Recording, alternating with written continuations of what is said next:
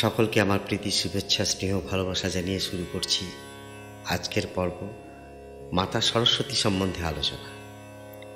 প্রথমে একটি কবিতা লিখেছেন শ্রী মৃগাঙ্ক মোহন দেবনাথ। সরস্বতী বন্দনা। শ্বেতাম্বরা শ্বেত সিজাসনা, জ্ঞান ও ভাণ্ডারু সিন্ধু, শ্বেত পুষ্প শোভিতা, শ্বেতালঙ্কার ভূষিতা, হৃদি মন্দির কুন্দু, ব্রহ্মস্বরূপা ব্রহ্মজ্যোতিরূপা, সর্ববিদ্যাধি দেবী সনাতনী, তুমি বেদমাতা সন্ধ্যা গায়ত্রী জুতা, বৃদ্ধা বৃষভ বাহিনী, জ্ঞানময় গুরু মননের কল্পতরু, সোহং হংস বাহিনী, দৈত্য দানব পূজিতা, ঋষিমুনি বন্দিতা, গৌতম কণ্ঠ পানিনী, বেদ বিভাজন কৃষদৈপায়ন, পরাশন ঋষ্য শৃঙ্গমুনি, রাবণ নিধন কারণে কুঞ্জি মন্থরা কণ্ঠাসনে কহিলে মধুর বাণী, স্বয়ম্ভরাদি মুনিগণে কৃষ্ণন গোলক বৃন্দাবনে, বশিষ্ঠ কনকাদি জ্যোতি, জ্ঞানী যোগীগণ বিশ্ব প্রকৃতি মন, সরতি তব মূরতি, যাজ্ঞবল্ক ভরদ্বাজ কালিদাস তব পুত্র বরজ, গুরু বৃহস্পতি শুক্রাচার্য যত, বাল্মীকি দেবল যক্ষরক্ষ গন্ধর্ব সকল, সবে তব বন্দনারত। আমি অতি মূঢ়মতি, নাহি জানি ভক্তি স্তুতি, অধম সন্তান তব, মোহ অজ্ঞান তিমির, নাশ করহে বাণী কর, কতদিনে ব্রহ্মজ্ঞানী হব।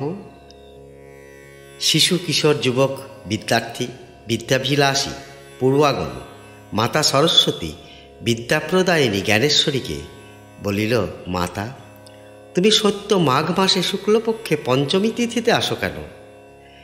গুরু বলিলেন, হে আমার প্রিয় বিদ্যাভিলাষী পুত্রগণ, শীতকালের দিবস পরিমাণ বড় ক্ষুদ্র, কিন্তু রাত্রিকাল বৃহৎ এবং নিরিবিলি নীরবতাপূর্ণ।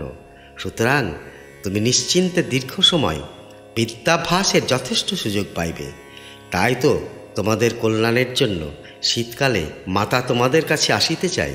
অতঃপর বিদ্যার্থীরা বলিলেন, গুরুদেব, মাতা মাঘ মাসে আমাদের নিকট পূজা লইতে আসে কেন? গুরুদেব বলিলেন, মাঘ মাস হইল মঘা নক্ষত্রযুক্ত পূর্ণমাসিক বিশিষ্ট মাস। মাঘ মাস হইল মুখ্য ও গৌণ চন্দ্রে মাঘ শুক্লপক্ষীয় মাস। এই মাসের পূর্ণিমা তিথিতে মঘা নক্ষত্র অবস্থান করিতেছে বলিয়া এই মাসের নাম হইল মাঘ মাস। এই মাঘ মাসেই হে পুত্রগণ মাতা সরস্বতী তোমাদের নিকট পূজা লইতে আসে। কেন আসে তাহা এখন শোনো। এক্ষণে মঘা নক্ষত্রের প্রকৃতি কীরূপ? ইহার প্রকৃতি বড়ই উগ্র, অতীব ক্রোধী। ক্রোধ মানবের শুভ বুদ্ধিকে ধ্বংস করে, কুপথে পরিচালনা করে। ক্রোধে মানব দিগ্বিদিক জ্ঞান শূন্য হয়, তখন সে যে কোনো একটা অঘটন ঘটিয়ে ফেলতে পারে। এইভাবে মানবের বুদ্ধি নাশ হয়। জ্যোতিষযাত্রা প্রকারণে বলিতেছে, এই তিথিতে কোথাও যাত্রা করিতে নাই। এই তিথি কোনো ব্যক্তি বিশেষকে মৃত্যু আনয়ন করিতে পারে।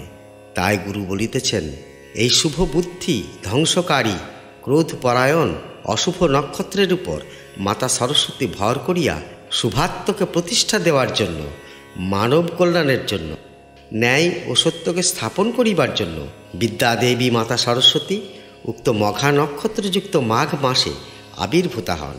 তাই গুরুবাক্য, আমার প্রিয় পুত্রগণ, এই অশুভ শক্তিকে বিতাড়িত করিবার জন্য, বিশুদ্ধ সত্য ব্রহ্ম জ্ঞানের প্রতিষ্ঠা দেওয়ার জন্য মঘা নক্ষত্রযুক্ত মাঘ মাসে বিদ্যা প্রদায়িনী সরস্বতী দেবীর তোমরা আরাধনা করো। অতঃপর গুরু শুক্লপক্ষ বিষয়ে বলিতেছেন, জ্ঞান কালিমাশূন্য, নির্মল, শুদ্ধ, পবিত্র, শাশ্বত, সনাতন। শুক্লপক্ষ ও কালিমাশূন্য নির্মল। অতঃপর মাতার মূর্তি অবলোকন করো পুত্র। অত্র দেখো মা সরস্বতী শ্বেতবর্ণা, শ্বেতাম্বরা, সরসিজার্সনা। সেই জন্য মাতা শুক্লপক্ষে আরাধ্য। এই শুক্লপক্ষ চন্দ্রকলা বৃদ্ধিপক্ষ। ইহা যেমন দিনের পর দিন বৃদ্ধিপ্রাপ্ত হয়, এক স্থানে স্থিত থাকে না, তেমনি জ্ঞানও এক স্থানে স্থিত থাকে না। আমরা তাই দেখিতে পাই, যিনি বয়োবৃদ্ধ তিনি জ্ঞান বৃদ্ধও বটেন। তাই মহাজন বলিয়া থাকেন, তিন মাথার কাছে বুদ্ধি নিও, যতই জ্ঞানের চর্চা করিবে ততই ইহা বৃদ্ধি পাইবে। তুমি শিক্ষিত হইয়াছ, কিন্তু কদাচ শিক্ষার অনুশীলন করো নাই, তোমার শিক্ষা ক্ষয়প্রাপ্ত হইবেই।